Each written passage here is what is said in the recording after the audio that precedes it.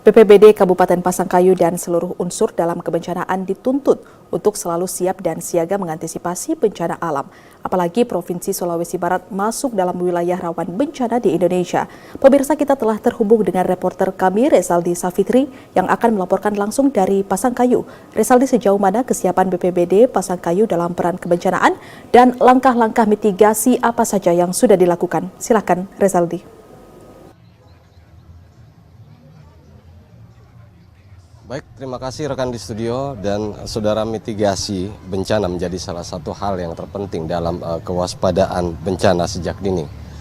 Dan dapat kita ketahui bahwasannya wilayah di Provinsi Sulawesi Barat menjadi wilayah yang sangat rentan di Indonesia terjadi bencana alam.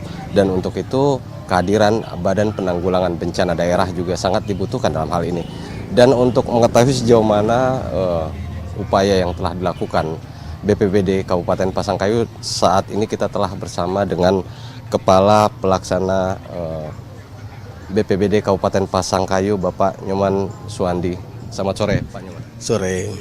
Pak Nyoman, mungkin bisa dijelaskan dalam hal kewaspadaan dini bencana, apa yang telah dilakukan BPBD Pasangkayu sejauh ini mungkin? Ya, terima kasih.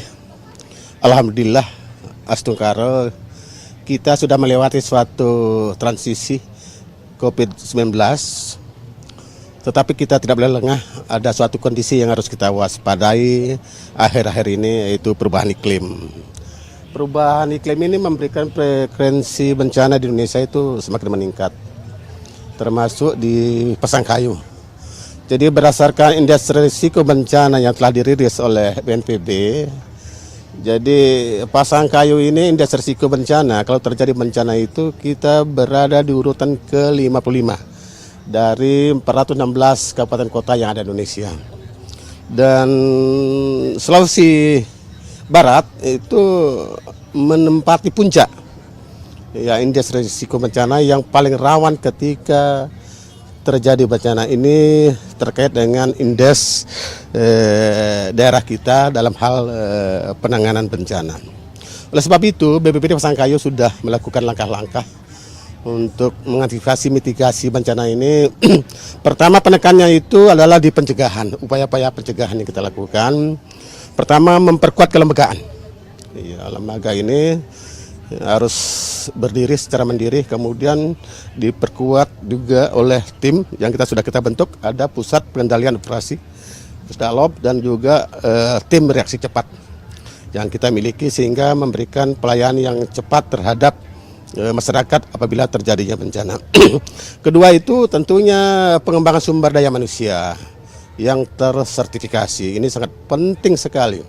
Sebab penanganan bencana itu dibutuhkan orang-orang yang ahli dan memahami betul bencana apa yang terjadi, bagaimana cara penanganannya. Oleh sebab itu perlu kita memiliki sumber daya manusia yang betul-betul tersertifikasi. Dan saat ini, hari ini kami mendapat kehormatan dari Basarnas. Ya, kita diberikan pelatihan, sementara pelatihan sekarang kami punya pasukan melakukan pertolongan di tempat ketinggian.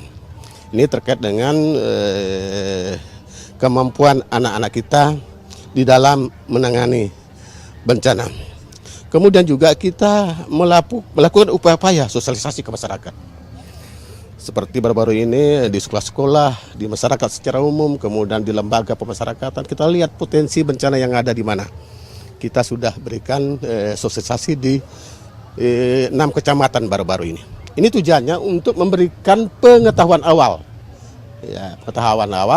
sehingga masyarakat memiliki pemahaman dan tentunya yang kita harapkan kesiapsiagaan dalam menghadapi bencana. Pak Kalaksa, mungkin sejauh ini dulu dalam penanganan bencana kita juga ada pemetaan wilayah mungkin, Pak. Sejauh mana pemetaan wilayah dari BPBD Kabupaten Pasangkayu terhadap wilayah-wilayah yang potensi bencana di Kabupaten Pasangkayu? Baik, pemetaan wilayah kita sudah buat kajian. Ya, kajian risiko bencana namanya. Jadi dalam kajian itu, dalam dokumen itu ya sudah jelas daerah-daerah yang kemungkinan rawan bencana apa saja. Itu sudah ada kajiannya. Kemudian juga kita akan tindak lanjut dengan kajian penanganannya. ya penanggulangannya ya itu. Pak Kalaksa, untuk alur kerja BPBD sendiri jika terjadi bencana, bagaimana alur kerjanya sendiri, masyarakat atau laporan masyarakat yang akhirnya bisa BPBD bisa lakukan? Iya, terima kasih. Daerah kita kan sangat luas, hampir 3.300 lebih ini. Jadi jangkauan kita untuk memperoleh informasi itu tentunya dari masyarakat. Jadi masyarakat yang daerahnya terjadi bencana, di sini pada umumnya banjir, tanah longsor, cuaca ekstrim, itu masyarakat atau pemerintah setempat memberikan laporan kepada kami. Ya, memberikan laporan kepada kami. Kemudian kami tindak lanjuti dengan menurunkan tim siaga untuk segera melakukan pertolongan terhadap bencana itu. Pak Kalaksa, dari data yang kita himpun di ini ada 3 bidang di ketiga bidang kerja dari BPBD Pasangkayu, yakni bidang kedaruratan, terus bidang pencegahan dan kesiapsiagaan, dan rekonstruksi serta rehabilitasi. Mungkin Bapak bisa jelaskan sedikit tentang tugas-tugas bidang-bidang ini, Pak? Iya, dalam struktur organisasi ada 3 bidang. Pertama bidang pencegahan. Ya, ini satu bidang yang menangani upaya-upaya pencegahan terjadinya bencana. Seperti tadi yang saya sampaikan, melakukan sosialisasi, menyampaikan hal-hal terkait bencana kepada masyarakat, kemudian melakukan kerjasama dengan stakeholder yang lainnya. Itu tugas-tugas yang ada pada bidang pencegahan. Kemudian di bidang kedaruratan, ini bidang kedaruratan melaksanakan tugas ketika terjadinya situasi darurat. Ya, ketika terjadi bencana, ya tim kedaruratan segera melakukan percepatan terhadap penanganannya. Kemudian bidang rekonstruksi dan rehabilitasi, ini kan setelah terjadinya bencana, terjadi kerusakan ya terhadap benda-benda milik masyarakat, rumah atau fasilitas umum lainnya. Nah, di situ kita adakan rehabilitasi dan rekonstruksi terhadap daerah-daerah yang dikena bencana. Baik Pak, di beberapa daerah di wilayah Pasangkayu sendiri juga banyak terjadi bencana banjir, utamanya di wilayah-wilayah aliran sungai sendiri, Pak. Itu bagaimana Pak dengan koordinasi dengan masyarakat atau penduduk setempat atau pemerintah desa di wilayah tersebut? Iya, terima kasih. Potensi bencana yang ada di Mamuju Utara ini, di Pasangkayu ini memang dominan itu banjir. Ya, oleh sebab itu kita menjalin kerjasama terutama dengan pemerintah setempat, Pradesa dan Camat, yang cepat tanggap respon memberikan laporan kepada kami. Di samping itu kami juga kerjasama dengan Basarnas, ini tidak kalah pentingnya, yang senantiasa siap siaga memberikan dukungan secara maksimal.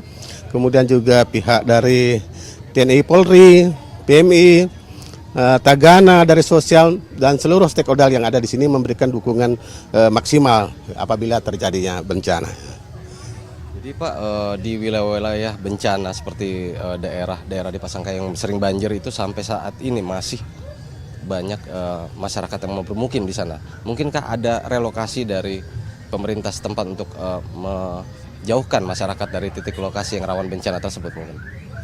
Iya, untuk 2 tahun terakhir ini memang kita keterbatasan anggaran ya, kita belum melaksanakan regulasi, tapi kita upaya-upaya yang kita lakukan untuk mengurangi risiko bencana.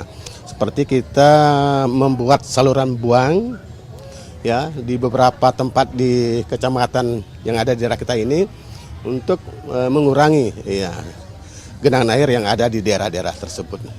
Ya, karena keterbatasan dana anggaran sampai sekarang kami belum melaksanakan relokasi terhadap saudara-saudara kita yang memang terdampak terhadap bencana banjir ini. Pak Kalaksa, untuk diketahui masyarakat bila terjadi bencana sendiri, adakah kontak atau emergency call yang bisa masyarakat bisa mengakses untuk memberitakan dan menginformasikan bila terjadi bencana? Mungkin bisa jelaskan Pak? Ya, siap. Jadi apabila terjadi bencana, apapun bentuknya, kami siap melayani 24 jam kepada seluruh masyarakat Sulbar barangkali ini agar senantiasa tetap waspada terhadapnya bencana. Oleh sebab itu, saya mengharapkan seluruh masyarakat memberi dukungan secara maksimal sehingga kita semua ini dapat lebih mengurangi resiko terjadinya bencana, terutama masyarakat pesisir ini, karena cuaca ekstrem ini sering sekali menimbulkan korban. Orang-orang yang saudara-saudara kita pelaut ini yang mencari kehidupan di laut, sering sekali menjadi korban. Oleh sebab itu saya sering men-share itu berita-berita dari BMKG. Oleh sebab itu saya harapkan masyarakat untuk terlibat aktif memantau perkembangan berita-berita dari BMKG yang sering kita sampaikan kepada masyarakat. Terima kasih. Baik Pak Kalaksa, terima kasih waktunya untuk TVRI. Baik. Dan saudara, kewaspadaan terhadap bencana harus terus menjadi tugas seluruh lapisan masyarakat. Karena itu kita hanya berupaya untuk mengantisipasi, tapi kita tidak bisa menentukan kapan dan di mana bencana tersebut akan ada. Demikian laporan langsung dari Kabupaten Pasangkayu. Kembali ke studio. Baik, terima kasih rekan Rezaldi Safitri laporannya langsung dari Kabupaten Pasangkayu dan selamat bertugas kembali.